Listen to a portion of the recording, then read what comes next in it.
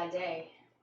I just realized that, I'm sorry you had a I bad know, day. I really had a shitty day. So, I just realized that, like, I'll notice problematic thinking, right? Problematic thinking, what is that? Something's wrong. My kid is sick. I don't know what to do. That is your reaction, yes, okay. And So you're telling me you have thoughts. I have thoughts. Yes. Thoughts that something's wrong. That there is something happening that worries you, concerns you, Right. feels not good to you. Yes. Feels not good to me. Yes.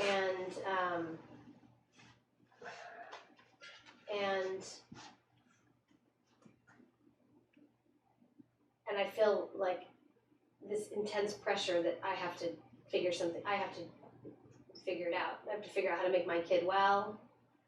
I might make the wrong choice.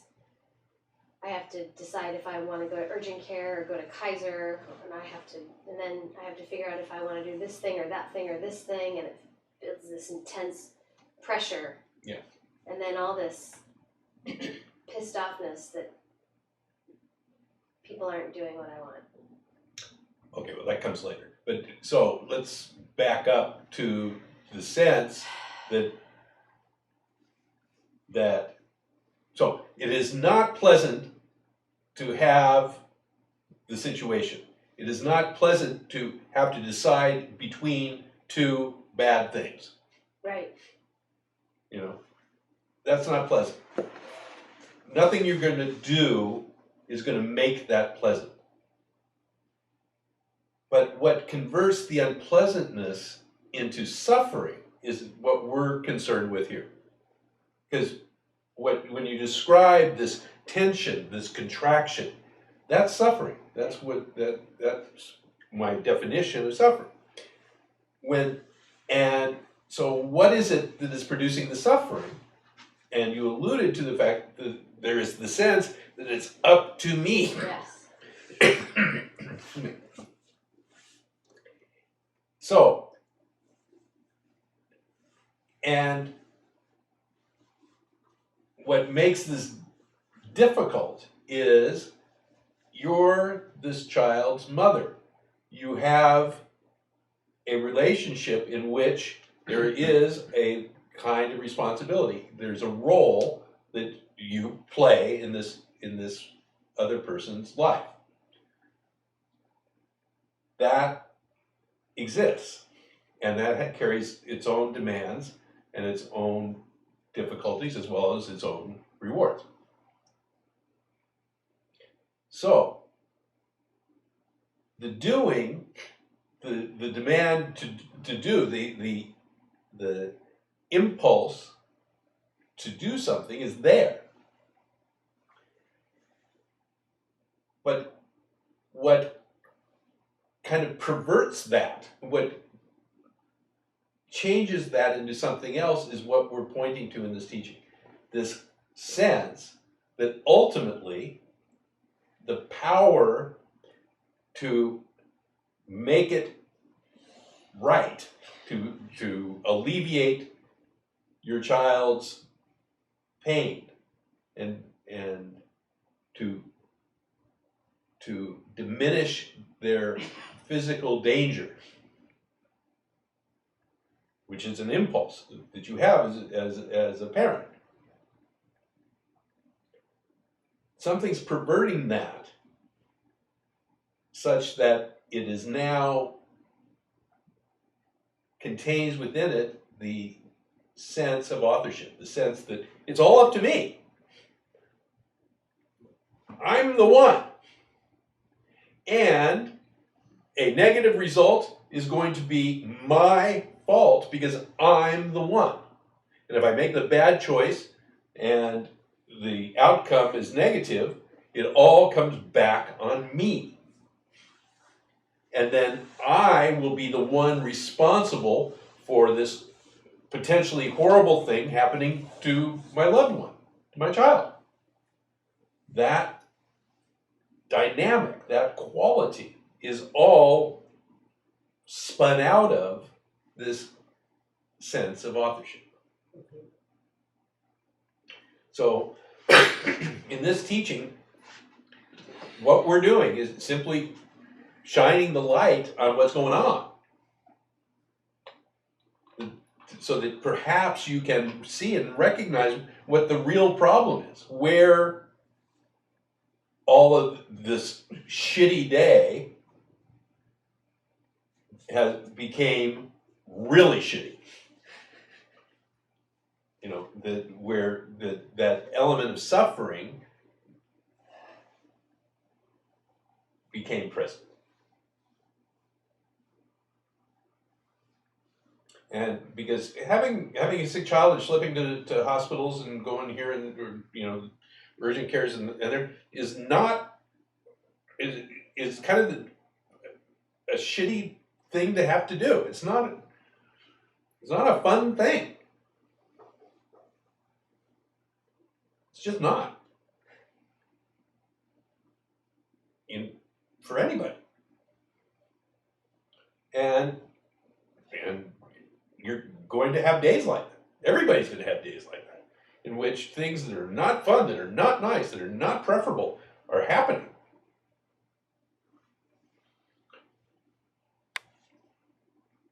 But it's this additional quality which explodes that unpleasantness, that difficulty, the hardship, into catastrophe, into, you know, these horrible scenarios in which, I mean, you agony.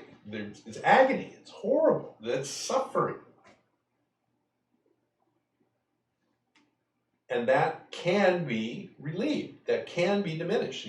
That can happen. That seeing that, recognizing, can and does diminish the impact of that secondary involvement.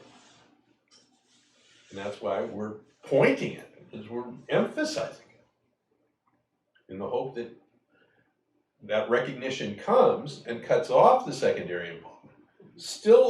You still have all the same problems. It's still crappy stuff that has to be dealt with. Right. But without that additional sense, the burden of that personal responsibility, right, that it's all up to me, and which is horrific, because when you have the sense it's up to you, the only way that you can manage it is to control everything. And of course, that's simply not possible. The only way you can guarantee a positive outcome is to control everything properly.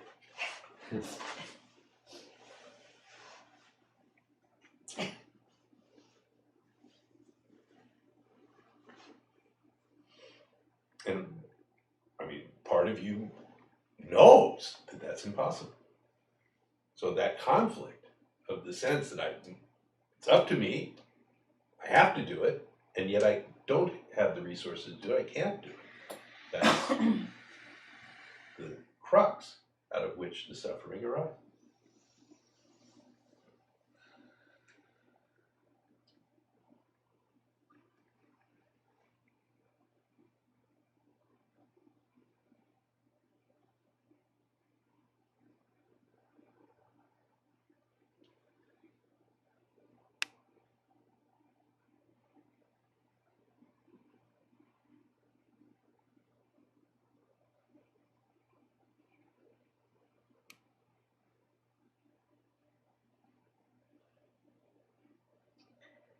and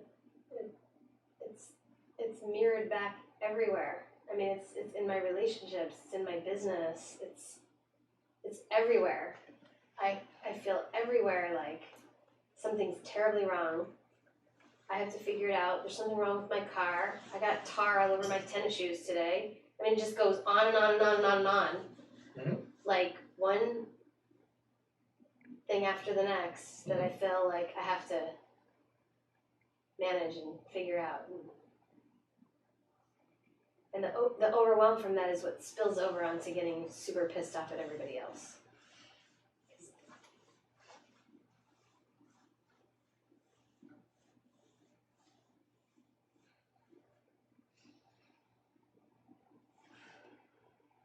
But all of that is symptomatic of the one thing. So, I mean, the pissed offedness and the overwhelmedness and all of that is a product of this initial sense that it's all up to you. And the buck stops with you, you know. And so we're saying, is that really true? Mm. Does it Mm-hmm. all, in fact, depend upon you? Mm-hmm.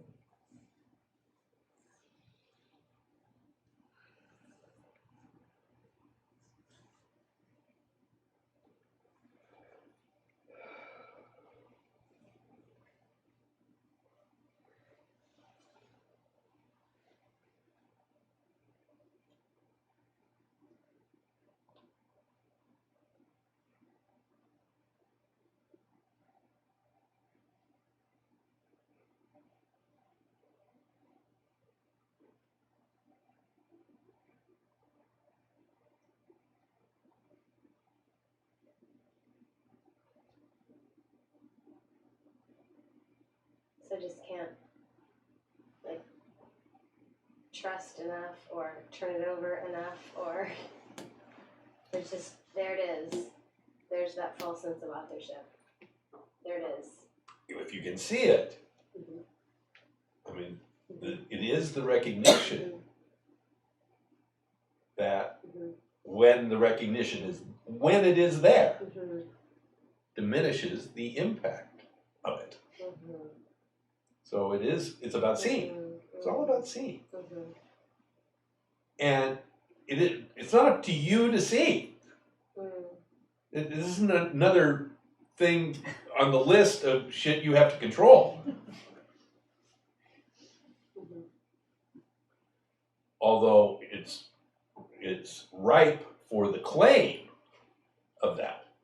So the false sense of authorship, I mean, gets into this teaching just as readily as it gets into your tennis shoes and your sick kid and your business decision and et cetera, et cetera. And it is the claim of authorship, the claim that it's up to you, ultimately up to you.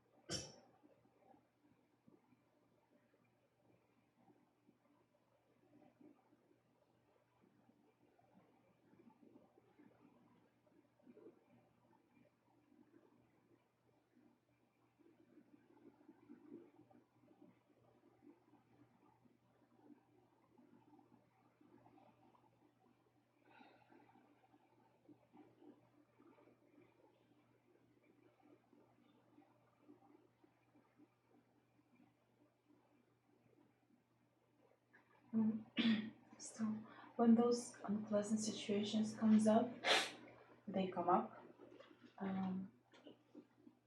do we have to just let them be, or listen how our body reacts to whatever is happening, how to handle them properly? Well, see, so this teaching is not a how-to teaching. You have no shortage of how-tos. You go to the bookstore, and there's shelf upon shelf upon shelf upon shelf of how-to. How to manage this, how to deal with that, how best to go about this.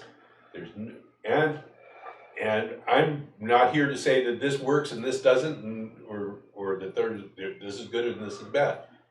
It's just that is not our approach here. Here we're looking at a more fundamental question than how to, which is what is responsible for what happens.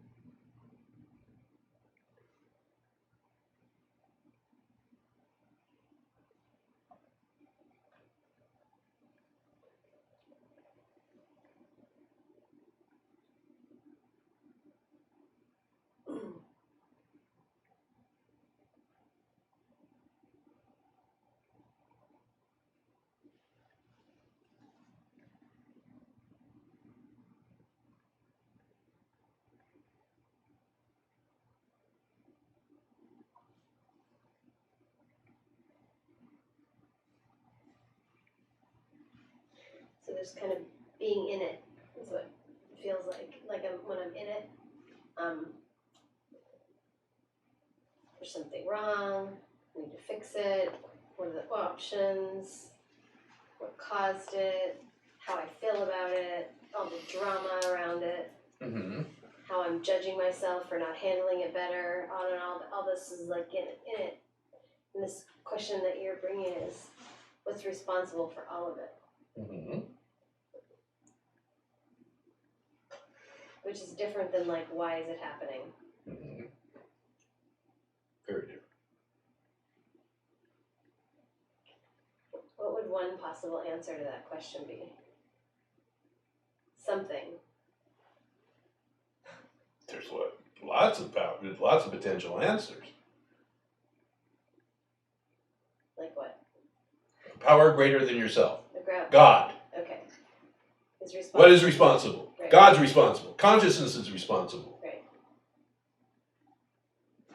I mean, there's lots of answers. Okay. But the answer is the booby prize.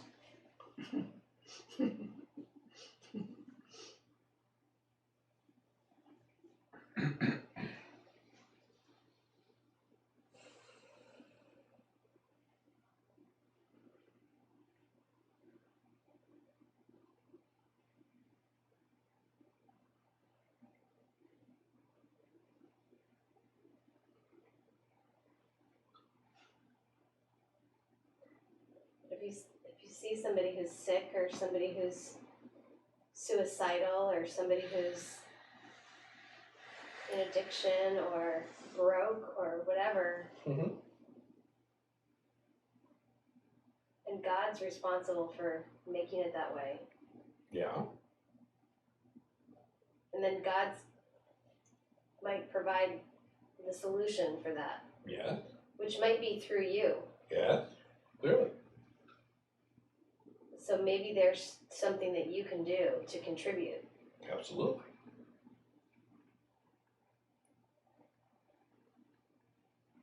And it might work out, Yeah. which would be great. Yeah. And it totally might not work out, Totally. which might Suck. suck. Yeah.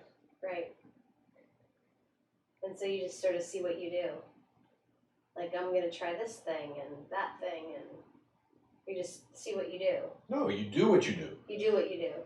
You do what you do. You do what you do. And maybe you feel good about it, and maybe you don't. Exactly.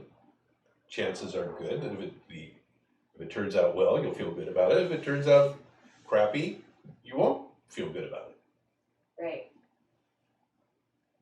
It's my observation. Right. And then you might think you're super awesome and really smart and amazing, or you might think you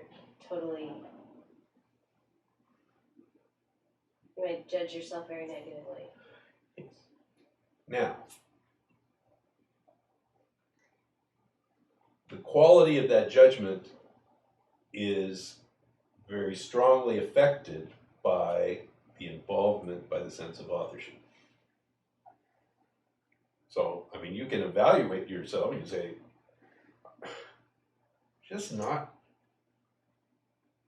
did not act very compassionately. I did not act very nicely. It was really acted I was a jerk. I was. Well, okay. And in the absence of that involvement of the sense of authorship, it kind of ends there. Mm-hmm. I mean, you have an opportunity to make amends and clean up whatever mess you made, but as far as it splashing over onto your entire being, such that the latest event in your life now colors and characterizes your entire history and who you are and all you've ever been, and you say, that's what I am.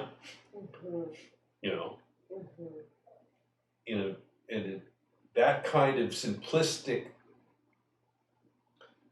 narrow vision simply doesn't arise. I mean, because yes, I am acted like a jerk, and in this moment and in this situation, I was a jerk. Absolutely. But that's part of the vastness of the however many years you've been walking on the planet, in which you've been kind and loving and generous and helpful and beautiful and wonderful as well. And a jerk plenty of times. And so that complexity, that totality of what you are, then is what is playing out. And in this moment, your turn in the barrel. Your turn to have, a really not very nice experience. And this will change. Because it always does. It always has. That perspective, that sense is what we're talking about as being the absence of the sense of authorship, which encapsulates you and limits you in a really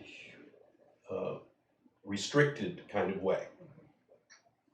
And so, the teaching is always pointing at that and saying, is that true? Is it true? Are you limited to that? Are you in fact limited to your last action? Is that the sum total of who you are? And only you can answer that. Only you can recognize it. Only you can see it. Or not.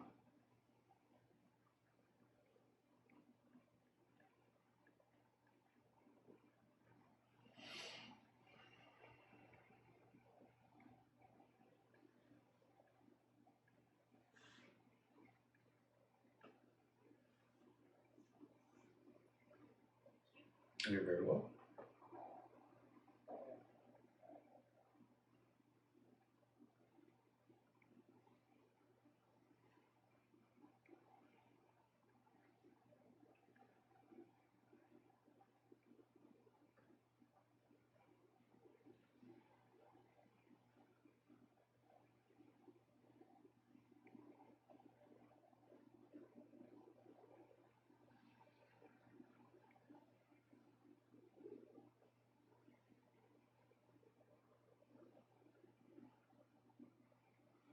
And to your point, there's a million teachings out there.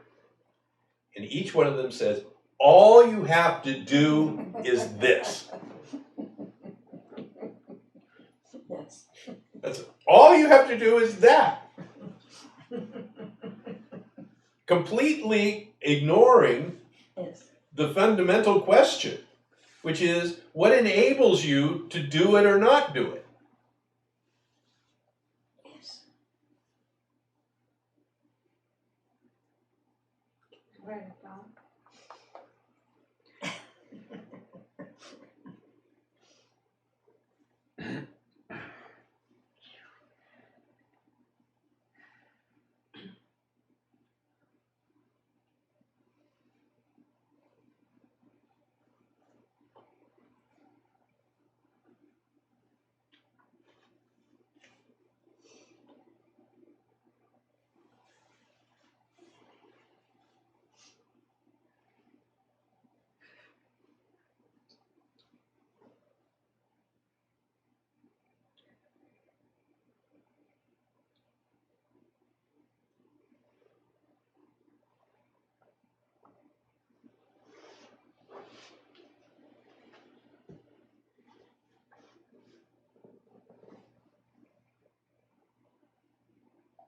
And all those teachings could be beneficial, Absolutely. maybe, Sure. right? Having accountability and training and mentoring and all that stuff. Maybe that contributes to. Maybe.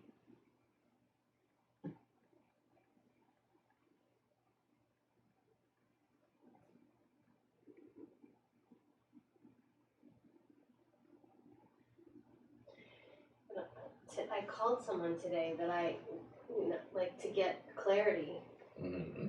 like a teacher, and the things that she said, like she said, this person ended up having this experience because they didn't do this, as if it were like their fault, Mm-hmm. you know? And then she also said, well, maybe he has the flu and because it's going around, which, like, according to like Joel Goldsmith, is total bullshit. Like, things aren't going around. That's a mindset. That's a mentality. Like, the whole contagion thing. Anyways, it just. Well. I mean, yeah. Joel Goldsmith died. Yes. He did die. He did die. But he Something also, got him. Anyway, it's just having Yeah. a little fun with Yeah. spirituality. Mhm. So there's a lot of teachings. Right. There's a lot of ideas. This is how it works. That's how it works. Mhm. We're not replacing those with this. Got it. There's no idea here that is true or false. There is only this continuous pointing back to your experience, asking the question. I seem to have caught something. It's going around, you know.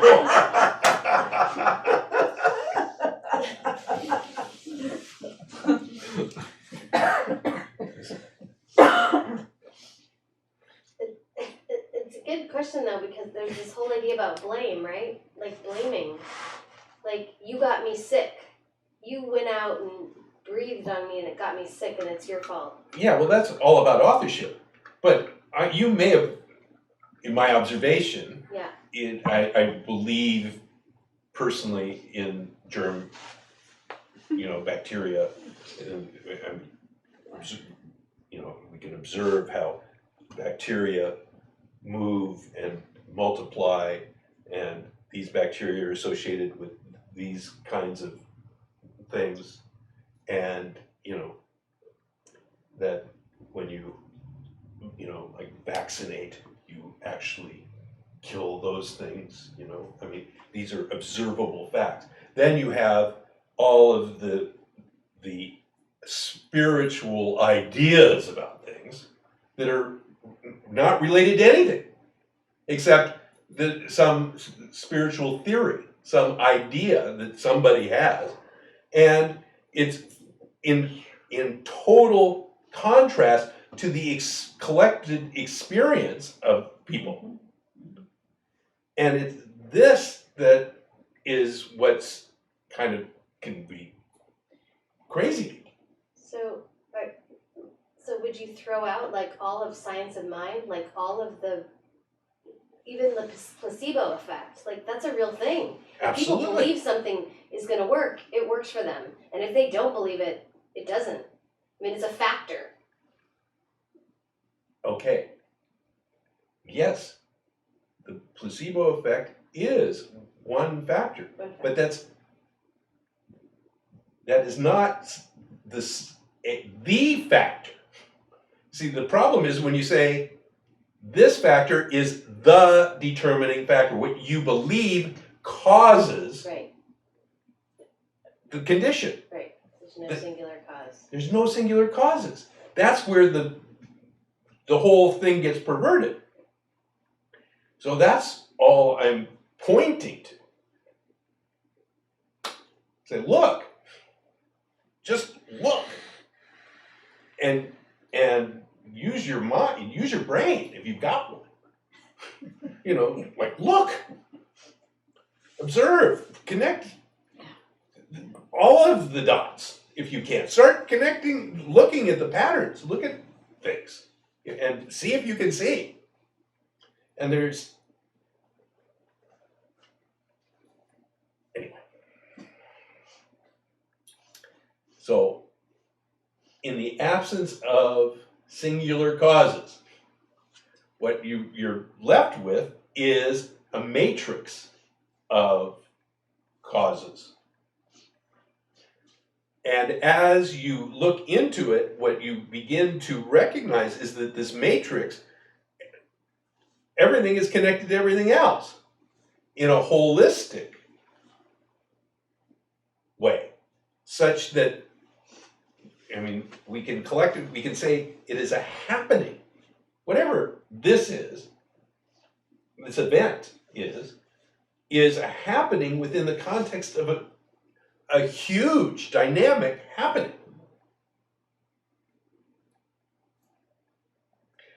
With this recognition, the kind of suffering that you are experiencing today can't arise, because these events are part of the functioning of totality. You see? So that suffering comes entirely from the sense that I am the author of something, that I'm the cause, the singular cause, and it comes back to being singular, to being an independent entity. And when you recognize that you are in fact connected, your reactions are connected, your feelings are connected, your actions are connected to this vast matrix of causes. In that seeing, there is peace even in your shittiest day. And when things go absolutely as wrong as they can go for you personally, there is still that element of peace, that even the crap is part of a harmony. And that's not an idea. It's not a belief. It is simply how it is. And it is a knowing of how things are that we're pointing it so that you see it. And you know it not as an idea, as a concept, that this teacher said that, or that one said that, and you see it.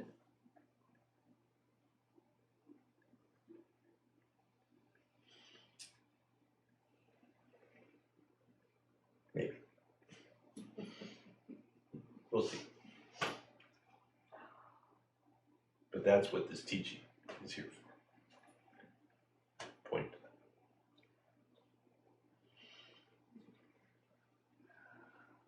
How does it relate to the 11th step prayer? No? I mean, however we can Yeah. be creative. Like, make me a channel of thy peace. Like, you just referred to like seeing this peace that comes when there's this awareness of like the vast, that everything's a part of this. Mm-hmm. And it's difficult when you pull pieces out in isolation and be like, well, what about those, whatever your objectable thing is? Mm-hmm. How can that be a part of it? Well, it simply is. Right. It's just the shitty part of it. It's the shitty part of it. Yeah. And the whole thing is composed of good parts, meaning parts you like, and shitty parts, meaning parts you don't like. Mm-hmm. And as a human being, you have a certain perspective on things. Mm-hmm. As to what's good. And in the broadest sense, what is kind of good for humanity is good. Now, in terms of other perspectives, I mean, the AIDS virus, for example, is a life form. And we as human beings are making every effort to eliminate the AIDS virus. And if you're successful at doing that, other humans will give you the Nobel Prize. They'll put you on their shoulders and carry you through the streets. But from the standpoint of the AIDS virus, you've committed genocide. You've wiped out an entire life form. So, now, clearly, as human beings, we can't have another perspective on, we're stuck as humans. And so our worldview, our perceptions are molded by our humanity. But there is the sense of what this humanity is part of. And that we as humans are not the whole game. In the recognition of ourselves as part of a vastly bigger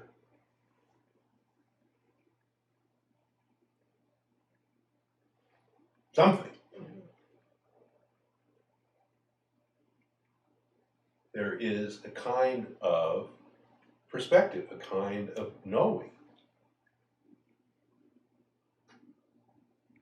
Is it more helpful to not be in there commenting on all of it?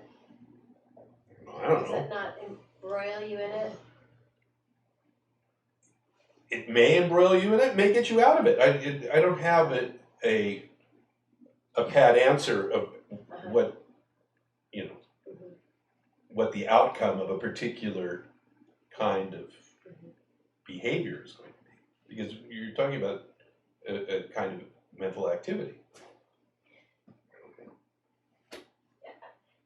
Like something about creating your whole sense of identity around holding a particular perspective. I'm anti-vaccine, I'm pro-Trump, I'm this, I'm that, right? Creating a whole identity around all these perspectives. Right. What about it? Is that That's what happens. People do that. right? I mean, Right. And you say, is it better to have a more expansive view? Depends on how you're measuring. Or just to stop talking about it. If you can, Right. but I mean, to stop talking about it and still believing it, Yeah. doesn't really, it just makes you a little more socially acceptable.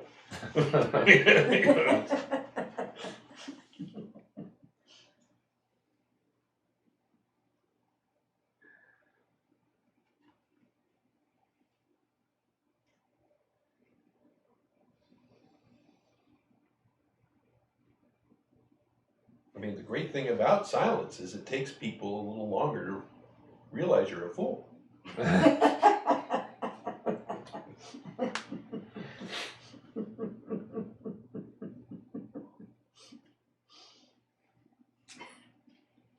So I recommend it as a strategy. It's great.